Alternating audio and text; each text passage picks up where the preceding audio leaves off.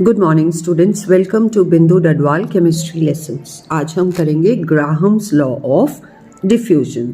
तो अगर आप रूम के एक कोने में अमोनिया गैस टेस्ट ट्यूब से रिलीज़ कराते हैं तो आप देखते हैं कि उसकी स्मेल जो है पूरे कमरे में फैल जाती है। तो ये अमोनिया गैस डिफ्यूज़ कर गई है into the available space of the room. इसी तरह इस डिफ्यूजन को और अच्छे से देखने के लिए आप दो गैस जार्स, एक में ब्राउन कलर की ब्रोमीन गैस और दूसरा उसके ऊपर इन्वर्स करके हाइड्रोजन गैस जिसका कोई कलर नहीं है वो रख सकते हैं, और बीच में आपने एक स्क्रीन से दोनों गैसेस को मिक्स होने से रोका है। स्क्रीन को रिमूव करने पर दोनों ही गैसेस एक दूसरे में मिक्स कर जाती हैं और कलर लाइट ब्राउन हो जाता है। तो इसमें गैस के मॉलिक्यूल्स के बीच की एम्प्टी स्पेस में दूसरी गैस के मॉलिक्यूल्स अपने रैंडम मोशन की वजह से मूव कर गए। इसी तरह इसकी एम्प्टी स्पेस में हाइड्रोजन के मॉलिक्यूल्स, ये जो मॉलिक्यूल्स के अपने आप स्प्रेड करने की टेंडेंसी है, इसको हम डिफ्यूजन कहते हैं। तो मॉलिक्यूल्स डिफ्यूज कर रहे हैं। So gases have a tendency to intermix and spread throughout the available space. This tendency of spreading of gas molecules throughout the available space is called diffusion. Diffusion के दो reasons होते हैं, gas molecules rapid movement में होते हैं और दूसरा इनके बीच में काफ़ी vacant spaces होती हैं। जब इन दो gases को जो कि in motion हैं एक दूसरे के contact में लाएंगे तो ये एक दूसरे में इंटरमिक्स कर जाएंगे और हायर कंसंट्रेशन वाले रीजन से लोअर कंसंट्रेशन वाले रीजन में मूव करेंगे। तो ये जो प्रोसेस है इसको हम डिफ्यूजन कहते हैं। ग्राहम ने ये rates of diffusion of different gases इनको स्टडी किया और एक लॉ दिया जिसको कहते हैं Graham's law of diffusion. Law कहता है under similar conditions of temperature and pressure, the rates of diffusion of gases are inversely proportional to the square root of their densities. Rate of diffusion is proportional to 1 upon square root of density.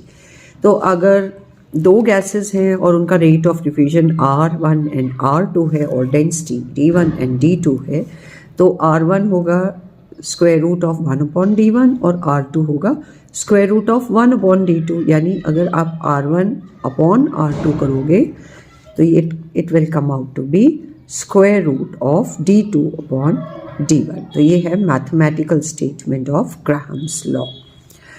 तो also हमें पता है कि molecular mass होता है 2 into vapour density. तो अगर हम डेंसिटी की बात करें तो वो मॉलिक्यूलर मास अपॉन 2 हो जाएगा, और अगर हम इस एक्सप्रेशन में डेंसिटी की जगह m अपॉन 2 पुट करते हैं तो हमारे पास रिलेशन आता है R1 upon R2 equal to under root m2 upon m1। तो अगर ग्राहम्स लॉ को in terms of molecular mass हम स्टेट करें तो statement will be under similar conditions of temperature and pressure, the rate of diffusion of gases are inversely proportional to square roots of their molecular masses. अब rate of diffusion जो है उसको हम एक और तरीके से भी डिफाइन कर सकते हैं, which is volume of gas diffused upon time taken for diffusion to occur, यानी R is equal to volume upon T. So for gas 1 R1 will be V1 upon T1 and for gas 2 R2 will be V2 upon T2. अब अगर divide करेंगे R1 upon R2 के तो we get V1 upon T1 upon V2 upon T2, और ये हमने पहले ही कहा है is equal to square root of D2 upon D1। तो अगर इसमें से अगर दोनों ही गैसेस डिफ्यूज़ कर रही है इन द सेम टाइम तब ये T कैंसिल आउट हो जाएगा because T2 is T1 equal to T1, ये कैंसिल आउट हो जाएगा और हमारे पास एक्सप्रेशन आएगी V1 R1 upon R2 equal to V1 upon V2 equal to square root of D2 upon D1 which is also equal to square root of M2 upon M1। इसी तरह से अगर वॉल्यूम सेम है और time different है then we get the expression T2 upon T1 is equal to square root of D2 upon D1 is equal to square root of M2 upon M1. So ये हमारे पास different expressions हैं जो numericals में use हो सकती है. Also हमने ये जो ऊपर वाली एक्सप्रेशंस थी इसमें हमने टेम्परेचर और प्रेशर सेम रखा था, लेकिन अगर जो दो गैसेस हैं वो डिफरेंट प्रेशर्स पे आप ले रहे हैं तो लार्जर प्रेशर वाले का रेट ज़्यादा होगा.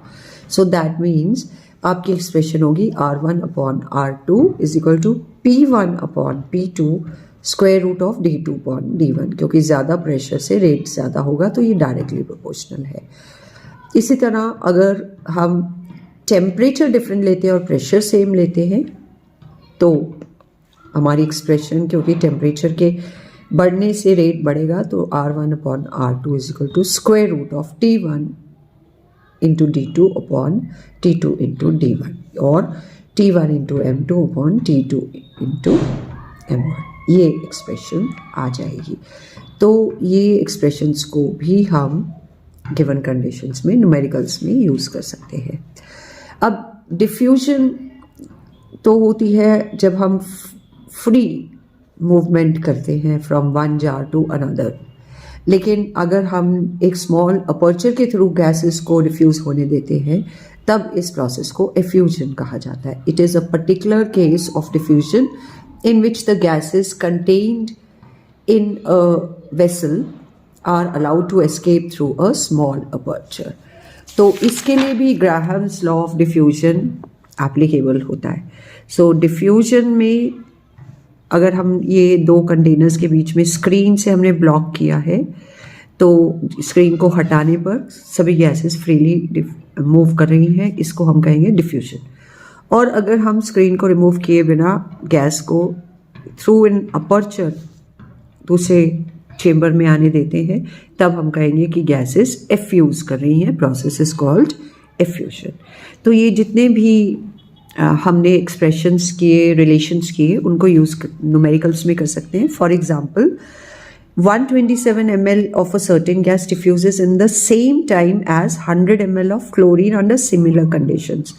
तो मोलर मास कैलकुलेट करना है तो हमें पता है rate of gas 1 upon rate of gas 2 is equal to volume of gas 1 upon time upon volume of gas 2 upon time. Time same है तो ये हमारे पास एक्सप्रेशन आएगा volume of gas 1 upon volume of chlorine is equal to square root of molecular mass of gas 2 यानी chlorine upon molecular mass of gas जिसका हमें molecular mass निकालना है.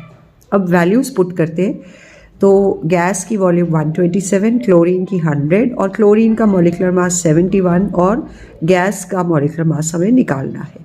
तो स्क्वायर रूट को रिमूव करने के लिए दोनों को प्लस दोनों का स्क्वायर कर दिया और मॉलिक्यूलर मास निकालने के लिए इसको ऊपर और इनको दूसरी साइड ले गए और सॉल्व करने पे आंसर आ रहा है 44 atomic mass units. This is the molecular mass of the gas.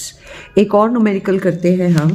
25 decimeter cube of carbon dioxide diffuses through a porous partition in 75 seconds. What volume of oxygen will diffuse in 96 seconds under similar conditions? तो rate of diffusion of oxygen upon rate of diffusion of carbon dioxide will be volume of oxygen upon time taken upon volume of carbon dioxide upon time taken, and it will be equal to square root of mass of carbon dioxide upon molecular mass of oxygen which is 44 upon 32. तो इस expression में